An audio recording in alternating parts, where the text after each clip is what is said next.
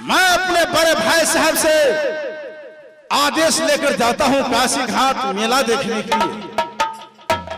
तूने मेरे पीछे पड़ गया। अगर तुम भी चाहते हो मेला देखने के लिए अपने चाचा को साथ जाएंगे तो तुम यहां से लौट कर जाओ, अपने पिताजी से और मां से आदेश लेकर आओ, उसको बाद में तुमको ले जाऊंगा। चाचा जी, मैं यहाँ से अगर चला जाऊंगा अपने पिताजी से और अपनी माँ से ऑर्डर लेने के लिए, लेकिन आप इसी बीच में छोड़ करके मुझे चला जाइएगा तो फिर मैं किसके यात्रा करूंगा और कैसे मैं उस मेला देखने के लिए जाऊंगा? इंदल कुमार, जब तुमको भी लालसा हो गया जो अपने चाचा को साथ में मेला देखने के लिए जाऊंगा, तो मैं तुम्हारे साथ वादा कर लिया, इसी आधे रास्ते में मैं रुक जाता हूं, तब तक इसी बीच में यहां से लौट कर तुम जाओ, अपने पिताजी से आदेश लेकर आओ, तब तक मैं यहां पर बैठता हूं, लेकिन ले जाऊंगा तुमको।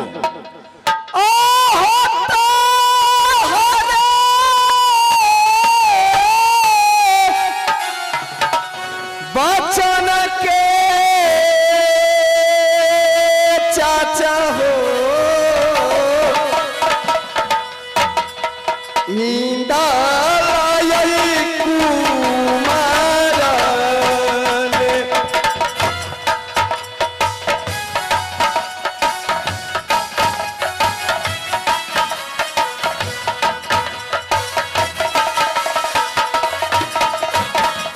लगल लीलासा हो चाचा जी,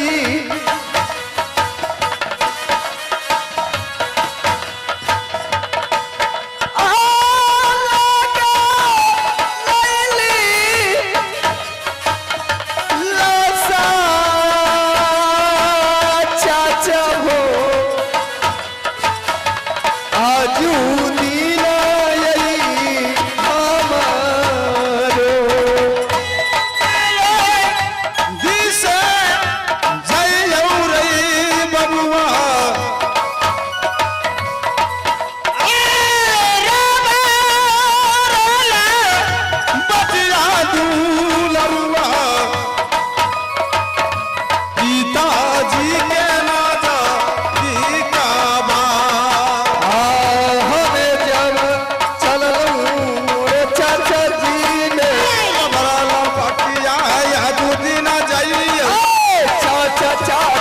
चाचा सुनिए कहीं तो रो संगवा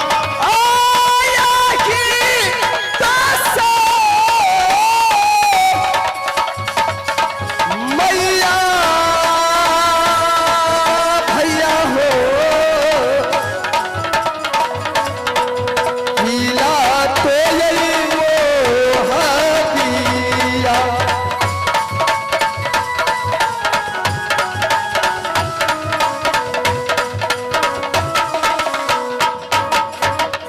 अब मैं क्या करूं? इंदल कुमार पीछे से आ गया। वो कहता है चाचा जी आपको साथ मैं भी जाऊंगा। उसे मैं वापस कर दिया, जाओ अपने पिताजी से आदेश लेकर आओ।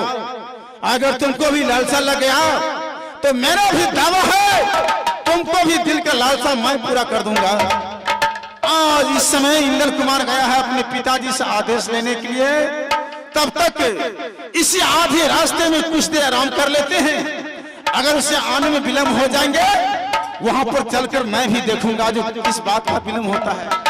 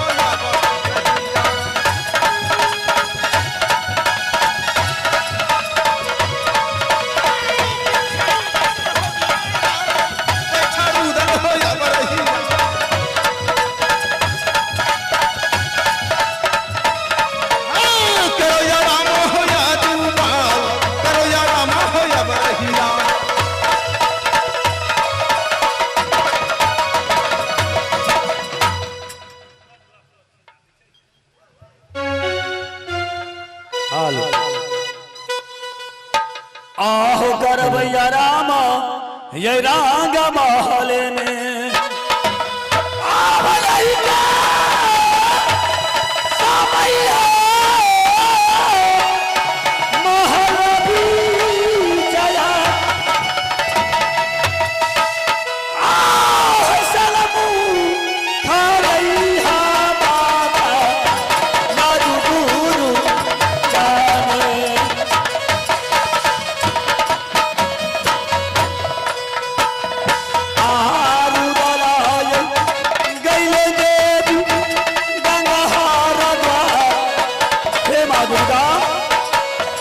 मुझे डर लगता है राजमहप्पा में रुदल के निकल जाने से देश देश में दुश्मन है मुझे माता सुनला दुर्गा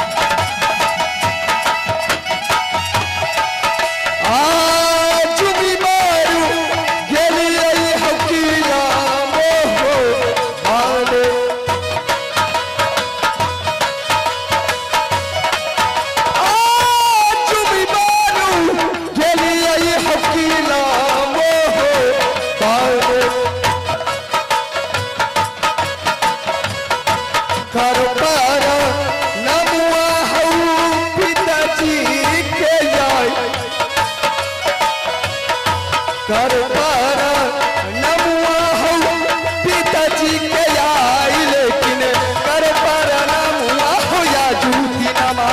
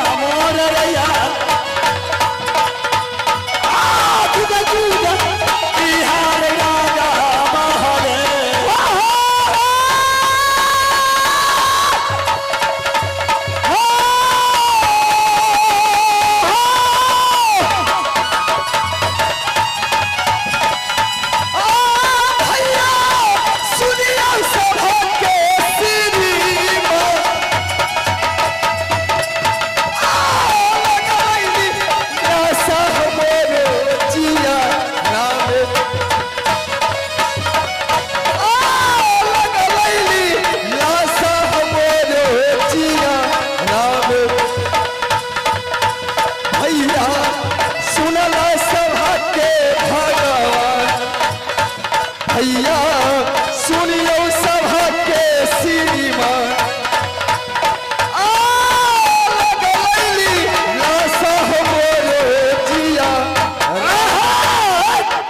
इंदल कुमार पिताजी मैं तुम्हारे कहाँ नाम लिखाया था पिताजी मैं तो पाठशाला में पढ़ाई